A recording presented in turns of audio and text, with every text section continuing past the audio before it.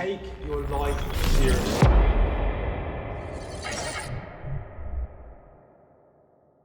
Okay, welcome to the Beyond Limits podcast. It's been a while. I think we might have missed a week because of just life. Because we're busy, so don't give us any stick about it. We're busy men, all right? But we're going to do a different sort of format stuff. We're going to do current topics every now and again, Q&As. So any questions you want to ask us, send them in. We're also going to invite guests on more often. Speaking to someone moments ago who might be coming on the podcast very soon. We need to get guests on because I know you're bored of these two handsome faces staring at you all the time. We know it. But today, so current topics that we're going to talk about, and it is almost December.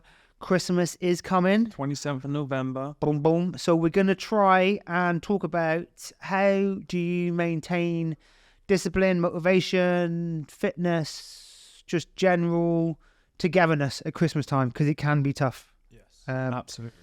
So we'll structure it as in I'll ask you for some tips and what you like to do, Mark, and then you can ask me for some tips and stuff what I like to do. So the biggest thing I think Christmas brings around is treats and getting a little bit fatter. Yes. So you got any tips or tricks to maintain the healthy waistline during Christmas? I'm saying this on purpose. We got in the sauna today and he was a bit tubby. Hammered. Well, I'm hairy as well. Once I get rid of the hair, It's I fine. lose like 3 stone. You're 40 now as well. Shut up. Stop saying that, man. So, tips and tricks, right? So, I don't have any... I have tips. I don't have any tricks. Okay.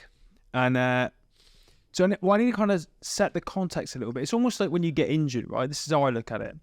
If you are training for a competition, in whatever discipline it is you train, whatever sport it is, you'll have generally your training locked in, your nutrition locked in, your recovery locked in, all that kind of stuff. Then an injury occurs and it all gets thrown out the window, right? And maybe you can't train at all, you've got to cancel the comp, whatever it may be. There are still things you can do so that when you recover, so in this context, I'm talking about after Christmas, you can go back and be strong. And for me, it's all about discipline and balance. So you do want to let go a little bit on Christmas, right? Yeah, that's true. You can still train, right? If you're lucky enough to have all your fingers and all your toes, all you need is a pair of running shoes and you can go out and you can still train. But I'm just going to try and look at it from the point of view of the gyms are closed for 3 weeks and there's nothing you can do except very, very basics, right? Okay. Your house is full of Toblerones. Shout out to Toblerone, my favorite chocolate ever. And you're having fun with the family, right? You've gone from training full-time, a strict nutrition plan, strict recovery process, to now most of that being taken away. The easiest thing in the world to do is to just maintain discipline. And that sounds like I'm copping out, it doesn't sound like a real answer, but what I mean is, at the most basic level, just be mindful of what you're putting in your mouth, right? Maybe you count your calories, download the app and just keep them at whatever level you need to keep them at for when you're not training. Mm-hmm. But it's just about discipline. But you have to, I believe, especially during times like Christmas, it's about fun, right? Yeah. You have to not beat yourself up if you do have a couple of triangles of Toblerone. You need to have a couple of triangles, all right? I will have a couple of bars of Toblerone, but I will do it in balance, right? And so, I don't eat breakfast, do I? No. So that means for dinner and tea, I've got roughly 2,000 calories to play with. That's a lot. It's a fact. Yeah, I don't get through 2,000 a day. I stop eating at 8 at night. I don't eat it again until 12 o'clock the next day. So I'm 25 minutes late already. But that means I can play, and then that's on a daily basis. I think the best way to calorie count is over a weekly basis, because people tend to binge a bit more on the weekends, right? Yeah. So look at that. If you want to go down that route and you want to try and maintain your waistline over Christmas, count your calories over a week. Say it's all right. So let's say it's 2,000 a day. What's that over 7 days? 10, 12, 14,000, right? Yeah. So you could maybe not have breakfast a couple of days, save yourself 500 calories, save them up for a weekend, and then you can have your binge. Go, man. And you're still within your weekly calorific intake. Yeah. Do you know what I mean? And this sounds a bit nerdy, and I'm trying to think of people as I'm talking that don't do that. It's not that difficult to do if you just download an app like MyFitnessPal. You can log your food, and most of the data is in there that will tell you the kind of calories you're eating. The average male takes on, what is it, 2,000? Average female, 1,500? I think it's 2,200, I believe. I don't know off the top of my head, yeah. I don't know. Maybe it's 2,000. Maybe it's 2,000. I don't know. Yeah, But the easiest thing is just to be mindful. Just yeah. be mindful and just know when you're splurging, like I did this weekend up in London. So let's extract the little key points from that then. So maybe experiment with intermittent fasting. Yes, very, very good for you. And also gives you a lot in the bank for the weekends or Christmas Eve, New Year's Eve, the Boxing Day, that kind of stuff. Try and maintain discipline throughout. If you can, use an app to track the calories. Yeah. Not always necessary, I don't think. I don't use an app anymore. But then that's saying I've probably got, I'm used to it. Yeah. Yeah, so if you've got no knowledge at all, and that MyFitnessPal, I think that one's great because you can literally scan the barcodes. It's great if you're new, right? Yeah. So your diet, I imagine, is very boring and repetitive. Yes. You know what you're putting in your body every day. Uh-huh. You know roughly how many calories that is. Most people don't live that way. Yeah, true. Most people are like grabbing a pack of crisps here, a sandwich there. Yeah. And if that is the case, then a tracking app is very, very useful for you. It's just interesting, actually. I think, to see what you, on average, just do it for a week. Track everything you're eating and see where you're sat at calorifically, and then make adjustments from there. There's some great tips in there.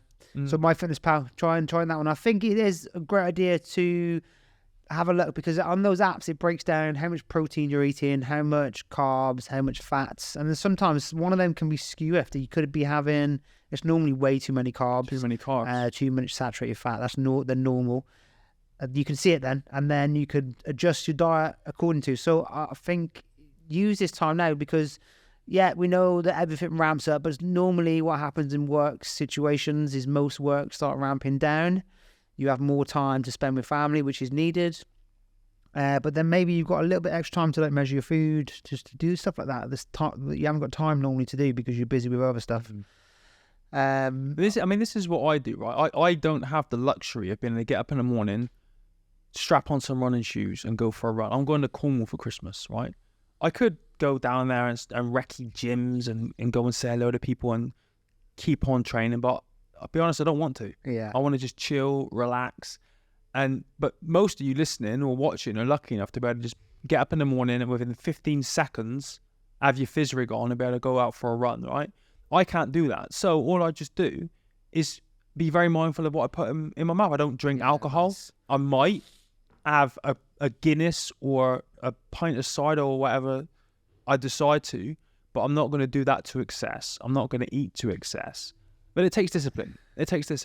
So I suppose it's picking one. If you're going to eat like heck, then do it, but then know that you're probably going to have to train on top of that as well. Yes. And then if you can't train or you just don't want to train because you're right, Christmas period is time to relax. Mm-hmm. And I think sometimes that mental break is really good for you. We talked about this before on previous podcasts. That sort of fuels you up going in for next year. So if you wanted to take a week or two off, then just be mindful of what you're eating. Yeah. And you know, here's a tip, actually. This is how I think of it.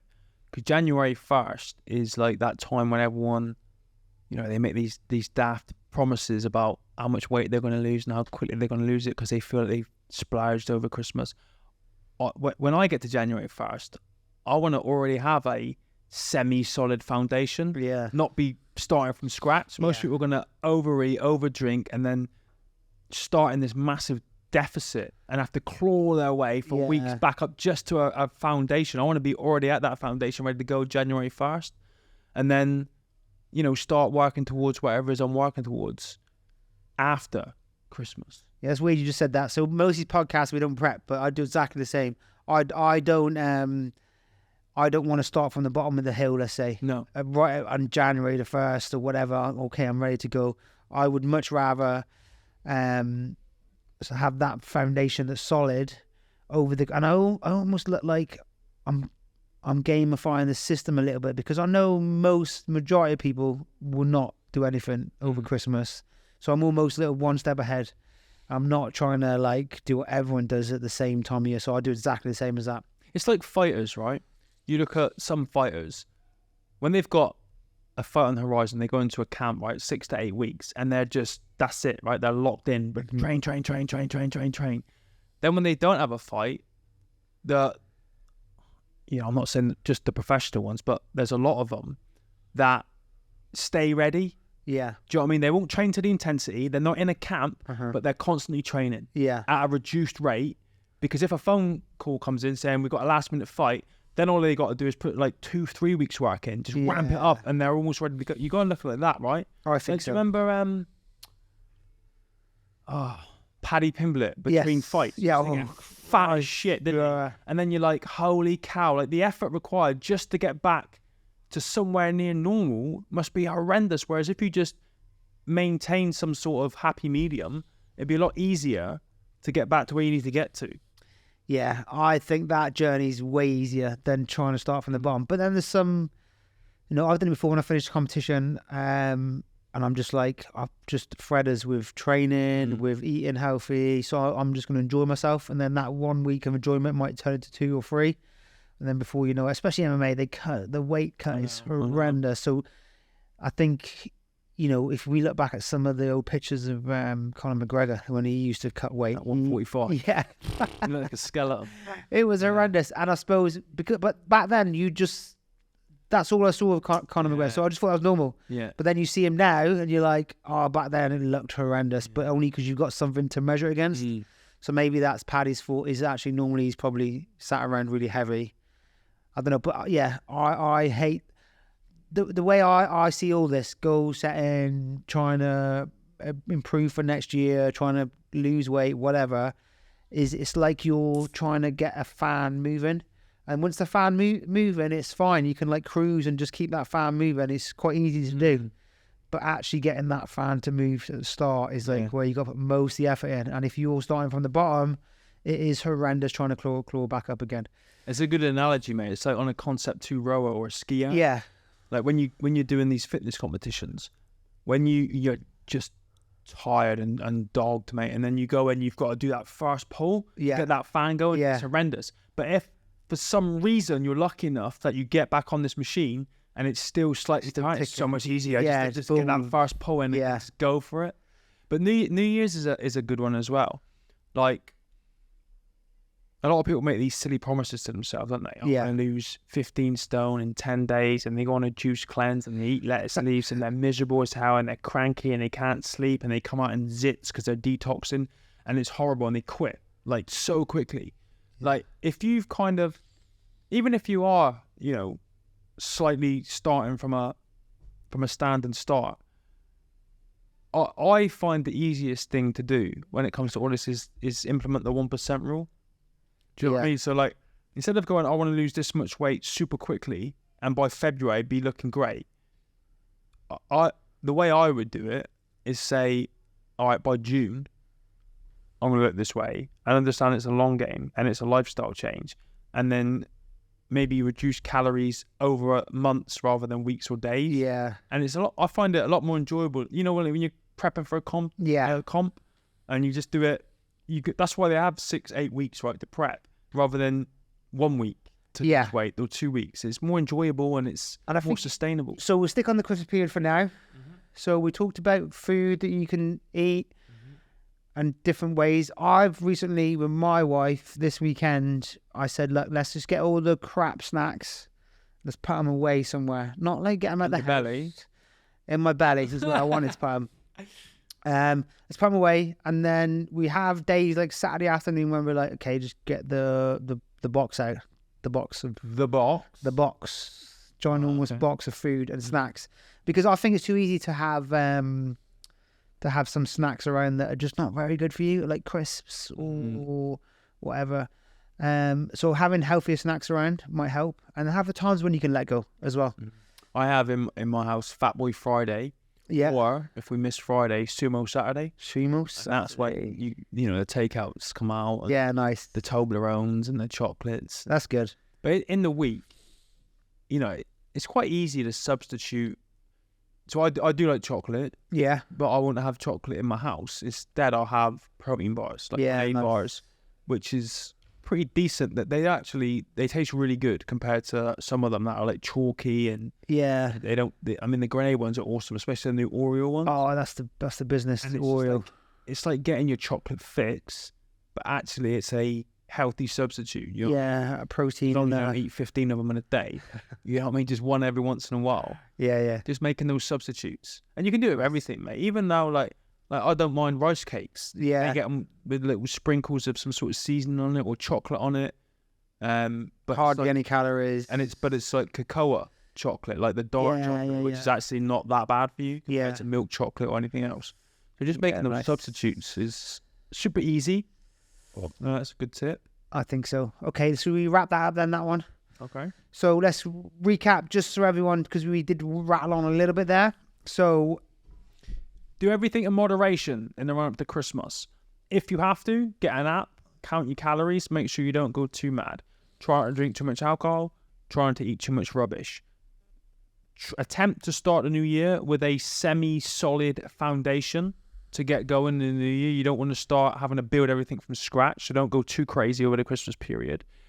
When the new year is here, implement the 1% rule. Small incremental gains applied with consistency over a long period of time is where results are, sustainable results that won't make you miserable. Substitute bad food for good, or at least semi-good food. Chocolate for protein bars, rice cakes, even crisps. You can get like dry vegetables now, and they're pretty that's true. decent. Just substitute, your bad stuff for some semi-decent stuff. I know what you're going to say, it's more expensive. It is, but it's also expensive being in hospital and having to pay medical bills because you've eaten too much junk and then you're sick. So be proactive with it. Anything else? that's all of it covered. Really helpful tips there, guys. That's look, that little small snippet there is a lot of stuff that's really valuable. We just missed out the intermittent fasting. We can chuck that in there as well as a really good tool. But other than that, everything's covered. All right, sweet. Good Have luck a good with Christmas, guys. Speak soon. Merry Bye. Christmas.